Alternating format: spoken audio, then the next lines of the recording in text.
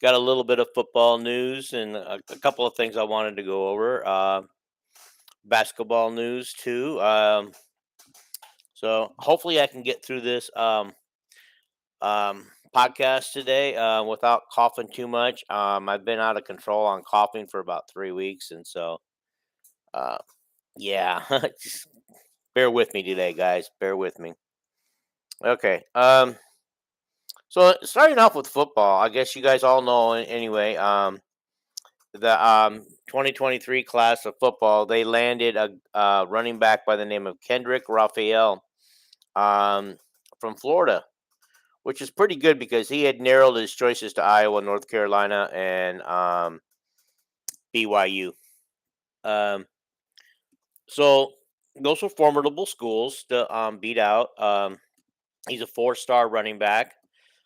So hopefully when he steps on campus next year, we get to see some immediate results. Um, I'm just questioning right now things like, oh, how do I want to say this? Um, Things like Brian Ferentz. I've I've not been that critical of him, just a little bit. I just feel like he's holding some people back, and if he gets mad at somebody for some reason, he takes it out on them, and they don't get to play. Sometimes I think Brian Ferentz's mindset is still NFL, not college. Um, so I know he wants the best. I know he wants to win. I know he wants to have the best offense out there. He wants to have the best quarterbacks out there. But the philosophy for Iowa right now is the quarterback is just a manager. They're not looking for quarterbacks to win the game. All right. And so that's we need quarterback that can win a game with their feet, with their ball handling, the way they can get a quick read and get the ball out to the right person. I just hate watching every other Big Ten quarterback come out of their huddle, come out of their counts, and throw an accurate ball, put it here, put it there, where they need to, consistently, and then they get out of trouble consistently by using their feet. And while they're running for their lives, they're actually looking for people downfield. They're not just running for their lives and then looking to throw the ball away. That's the last resort for them. And they actually find receivers and they make great plays. Why can't Iowa quarterbacks do that?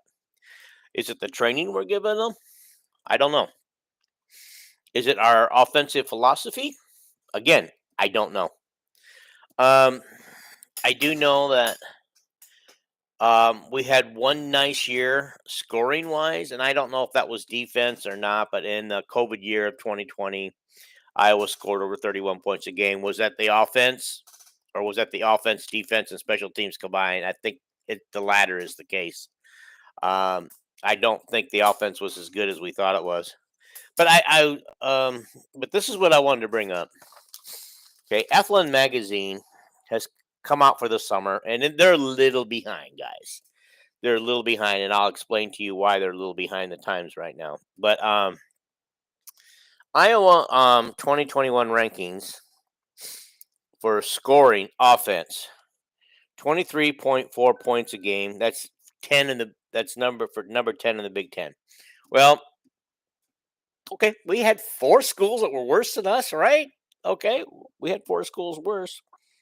Rushing only 123.6 yards. Iowa was number 11 in the Big 10. Um, Now there's three schools that rushed worse than Iowa did. You can probably figure out which schools those are. But this is kind of like a tale that's kind of sad because Iowa's known for run the ball first, and Tyler Goodson, despite not having the kind of year that I think everybody and he himself thought he would have, he still had well over 1,000 yards, guys, of rushing. So that's kind of surprising in itself that we were that low there because everybody thinks it's the passing game that hurt us, and it wasn't great. 180 yards, point one yards per game was the passing.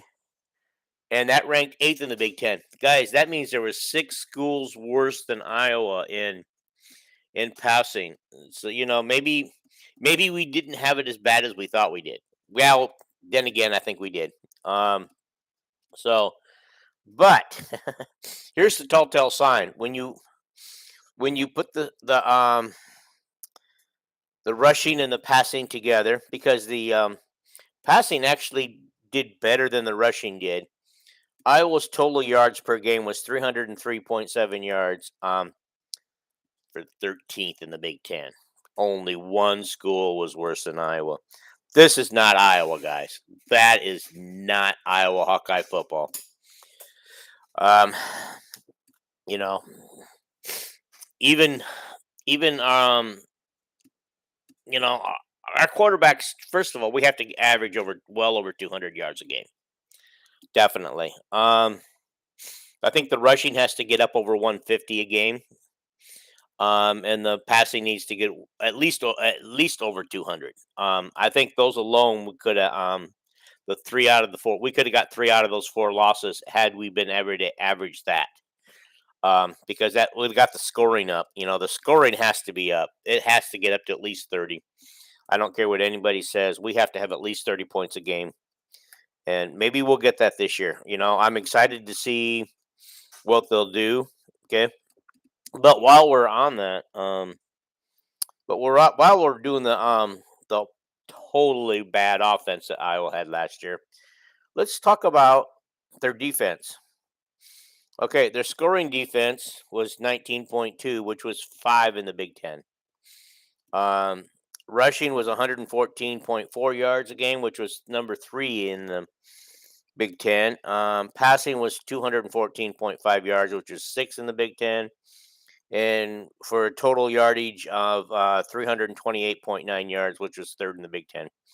Not bad, guys, not bad. I think Iowa's had better numbers in defense in previous years, but those are still rock solid numbers.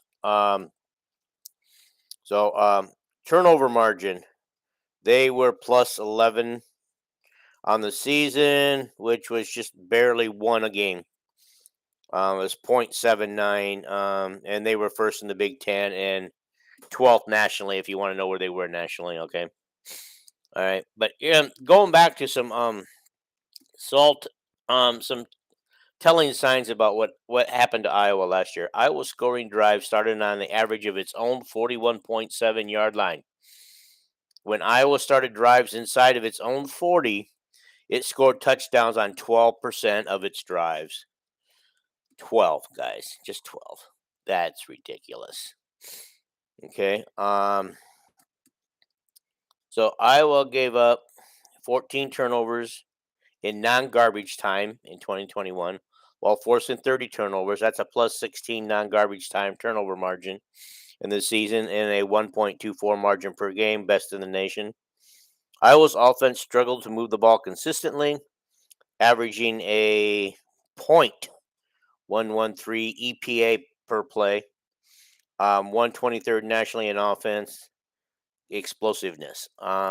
Hawkeyes went 3 and out on 54 drives last year. I don't think I have to tell you guys. That's a number that I was surprised to see, but I think most of us knew that there was a lot of 3 and outs last year. There was a lot of them. So offensively, Iowa's field position 34. I guess that's a 34-yard line last year, and it ranked number 2. And that's sad because if they were getting the ball on the average of 34-yard line, what that tells me right there is how ineffective Iowa's offense was last year. Defense, they gave up. The average starting line was 25.6, which was for 6th ranked. I don't know if that is nationally, by the way. Iowa's efficiency offense was 36.6 last year for 120 rank, and defense was 37.7, which was 16th ranked. Explosiveness, Iowa was 4.8 for 119 rank. Defense was 4.8 for a 6th rank. Finishing drives, Iowa 3.4. I'm not sure if what that 3.4 represents, but it was 118th ranked nationally, and the defense was 4.3, which was 82nd nationally. And so, all right, average starting field position per year, rated success plays game.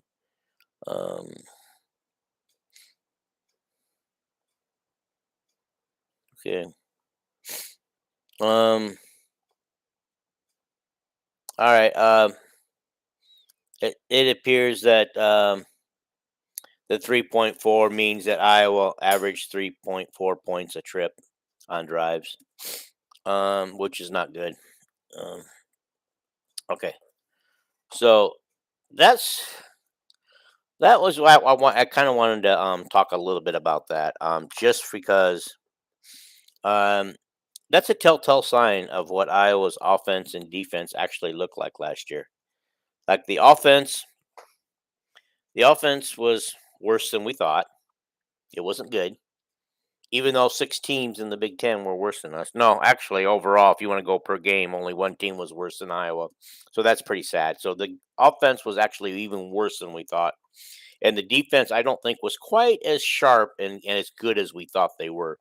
And if you guys remember right, they started out the season really, really hot, but they got fewer and fewer takeaways and stuff as the season came to later in the season, which probably led to 2 of the losses. Because I don't think we got the turnovers we counted on. And so, okay. All right. Now here's the thing. Anybody want to know why Charlie Jones left? Because we all know why he really left, and for Purdue. But see if you guys can see this. This is the chart that came out after spring ball. Do you see that Charlie was not on the 2 deep, and Jackson, is that Jackson? Yeah, Jackson Ritter, who's a walk on, is on the 2 deep. That is telling. Is Charlie not that great as these other guys, or um, especially Jackson Ritter, or is Brian mad at him, trying to motivate him? Because I can see Brian doing something like this. And this magazine was published before Charlie left, so before anybody comes at me and says, "Well, this magazine was probably published after Charlie left." Let me show you another figure. If you can see it, Charlie is on the list for punt return and kick returns. Did I get that? Okay, right there. Right there. See Charlie's on there. So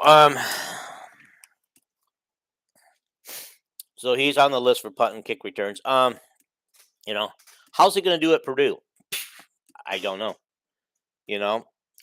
He's got to figure that out this summer. I know that they're very high on him already. They're liking his work ethic. They're liking the way he's coming in and doing things.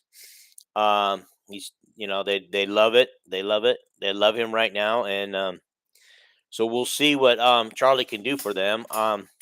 Another interesting stat I found. How everybody knows that Tyrone Tracy Jr. lost his starting job to Keegan Johnson, and the one thing that I found is if you go to the Purdue Boilermakers, Tyrone is the starting wide receiver, guys. He's starting. He is. So he's their number 1 wide receiver right now. Well,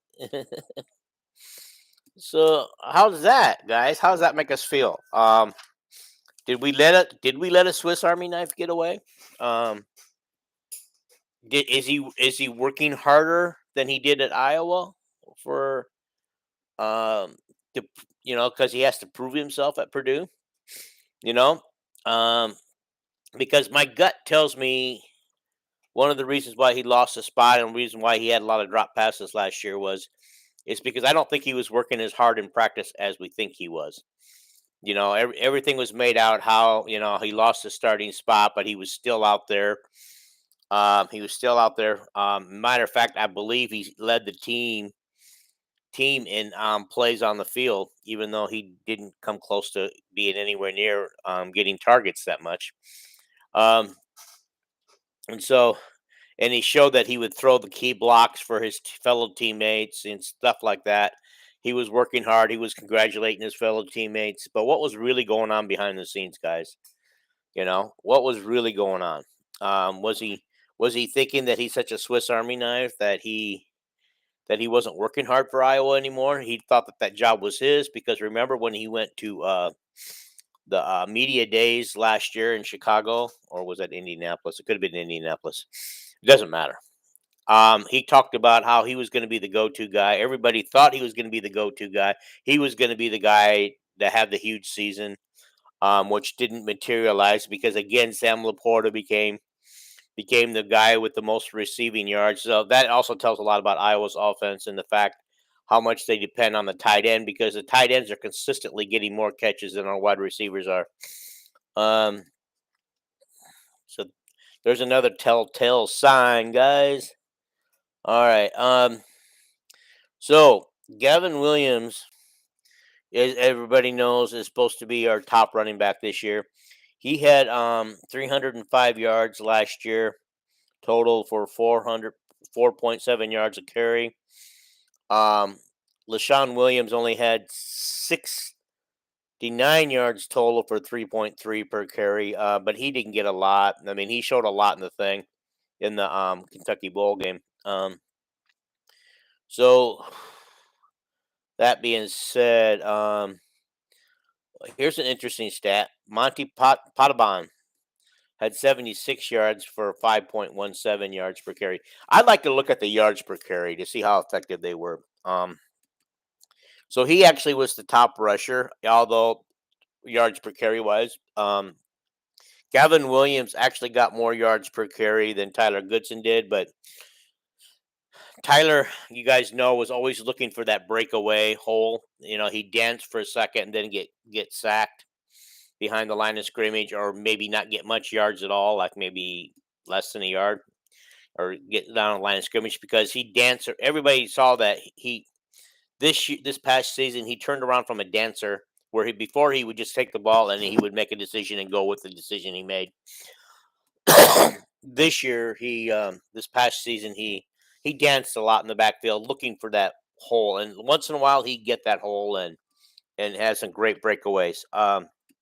And um so he didn't. I think that contributed to his 4.5 yards per carry, but Gavin Williams actually outrushed him. Again, Sam Laporta was our top receiver last year, guys, was 670 yards and a 12.6 per catch. Um, Reganey had 331 yards for 12.7 yards per catch. Arlen Bruce had 209 yards receiving for 8.4. And although Charlie Jones, he had 21 catches for 323 yards last year, guys, he was overall maybe the best overall receiver we had because he had 15.4 yards a catch. And he had 3 touchdowns. The only other person to score 3 touchdowns as a wide receiver last year was Sam Laporta. And so, maybe Charlie's a bigger loss than we have, and maybe the problem is Brian Ferentz in his offense. Because honestly, I can't think of any reason why that a guy who had only 21 targets compared to Sam Laporta's 53 targets and had less than half the yards he did, but had more yards per catch. Why weren't they throwing to Charlie more? I'm beginning to think that we lost a good one in Charlie. I think a lot of people are saying, "Well, we'll make it up," and there are plenty of people who are ready and willing to step in and do the punt return and the coverage return. But if I want to go back and I can't think of who it was, but anyway, we'll just skip that part because I can't think of my name anyway or the name anyhow. Um, and Spencer Petras um only a 1,880 yards last year to 10 touchdowns to 9 interceptions.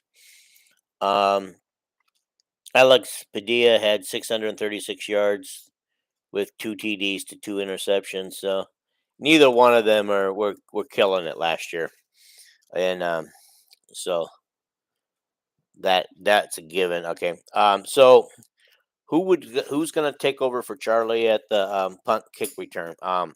Riley Moss wants to do it. Okay, he's willing to do it. Terry Roberts wants to do it.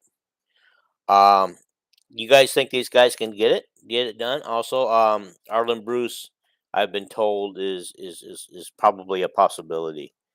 So there we go.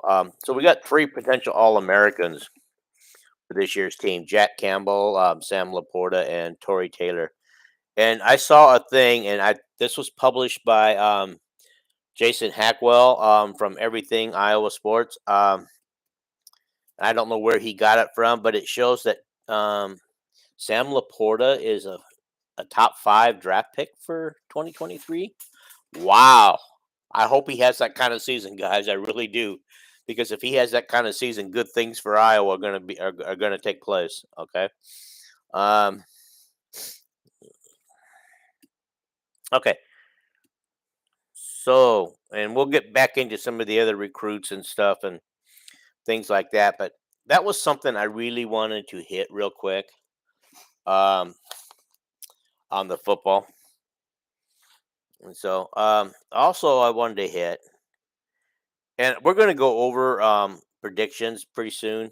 I don't know if we'll do them individually or if we're going to find a way to do it, but Jason, Terry, and Paul all want to do a podcast together where we talk about our predictions for the Big Ten football season.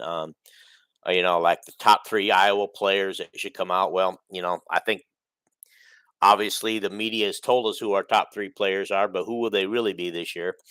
Um, so and maybe the top 3 players in the Big Ten. Which I won't spoil anything, but 2 of them are up for me. 2 of them were on the same team, guys. 2 of them were on the same team.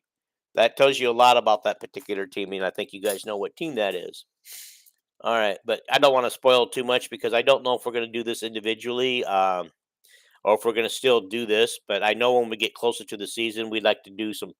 All of us would like to do some pregame and postgame stuff together with you guys, and so be looking for something like that. I think it'd be interesting roundtable discussion having.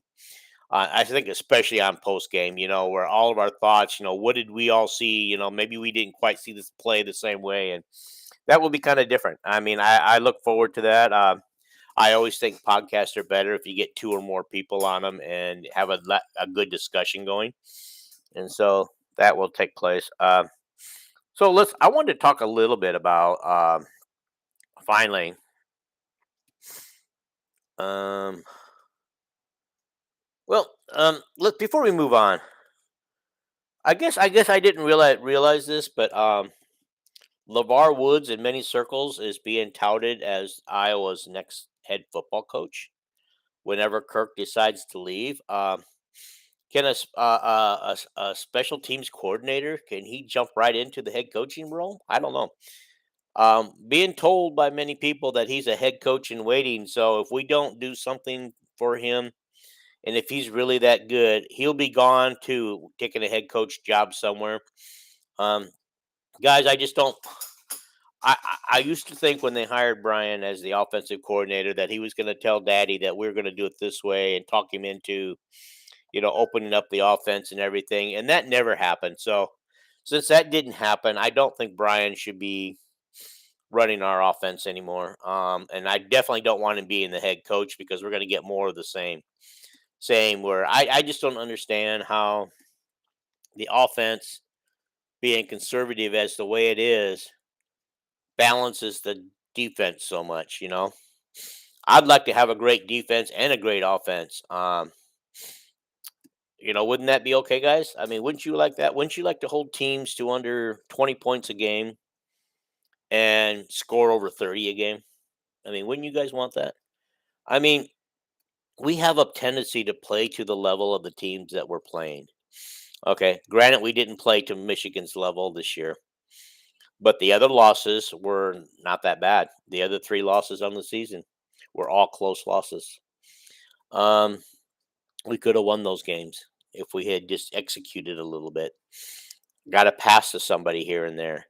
Had a running back not fall, get tackled behind the lines of the scrimmage, things like that. And actually, all we needed was one drive in each of those games to win.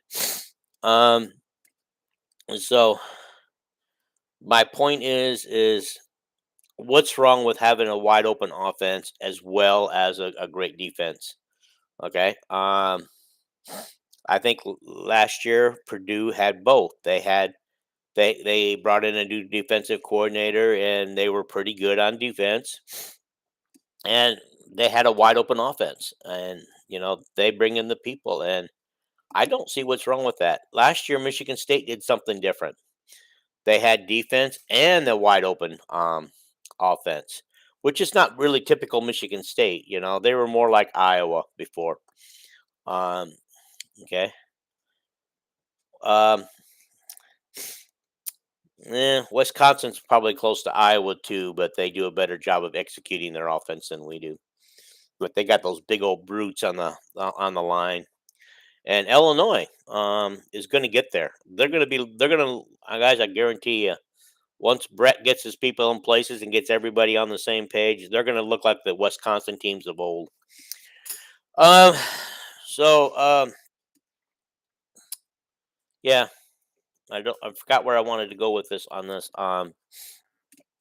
But yeah, so we just need to get the offense going, and everybody knows that. I'm not telling anybody anything anybody doesn't know. Can we average 30 points a game? I mean, we've got at least two out of our first three opponents, our non-conference, are going to be tough games. I'm not taking South Dakota State for granted. I'm not taking Iowa State for granted. Okay, but Nevada. Yeah, if they hadn't have lost their head coach and stuff last year, I would say that they would be a tough out too. But I think this year we'll go ahead and I don't think that will be much. We can probably name the score on Nevada. Okay, but now we're gonna move on. I want to move on to Iowa's basketball schedule. We don't have the complete schedule yet, but I wanted to bring this up. Okay, so we know one thing for sure. Iowa's gonna Okay, so we know for sure that Iowa's going to be in the Gavitz game, which is the Big East Big Ten Challenge. We don't know who yet. They're going to play Clemson on November 25th. And then the next day, they'll either play TCU or Cal. TCU, I think they were Sweet 16 last year or Elite 8. I think they had a pretty decent season. So they're going to be tough. Big Ten ACC Challenge, that will be at home. And by the way, the Big East Challenge game will be on the road. So we don't know who we're going to get there yet. And then already everybody knows about Duke on December 6th at Madison Square Garden. Here's the thing about Duke. Duke is going to have a new coach this year. My understanding is that all the guys that basically were starters last year are gone, and they're going to depend on young kids this year to run that team. So it'll be Iowa's experience and age versus Duke's talented young people who will win out. We'll see. I mean, because actually, Coach K's not at Duke anymore, and these guys are young. Will they make some mistakes? And we get them early in the season, so maybe we get one there. Okay.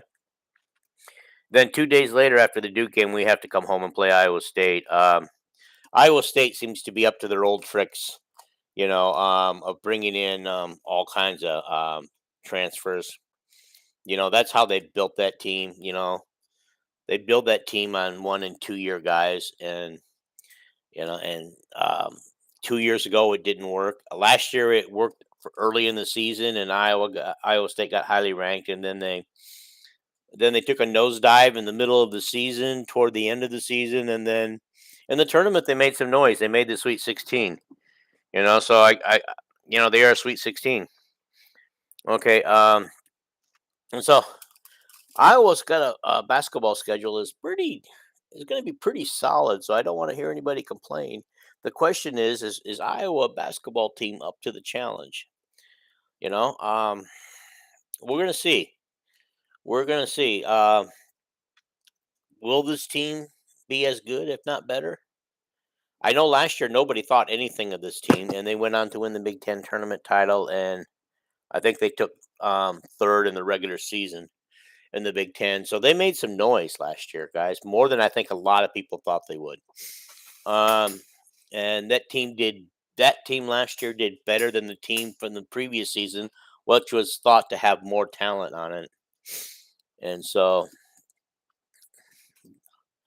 yeah, and so last year's team was thought to have maybe more talent than we're going to have this year. We don't know.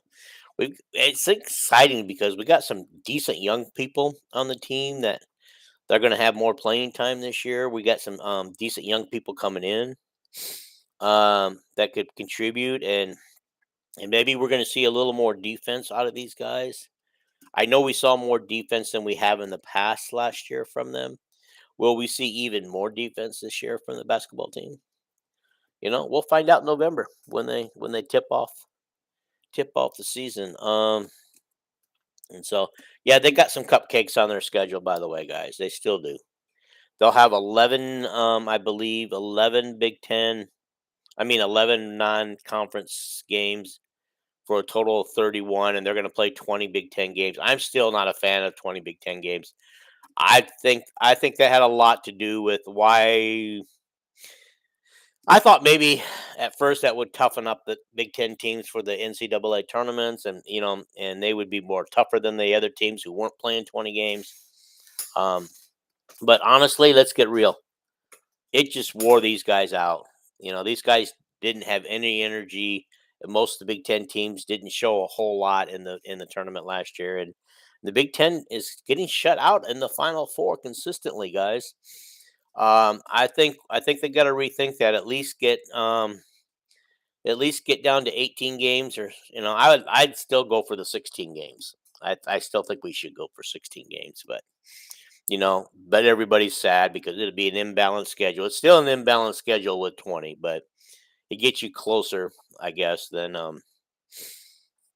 the others. So I really don't have much more to say today.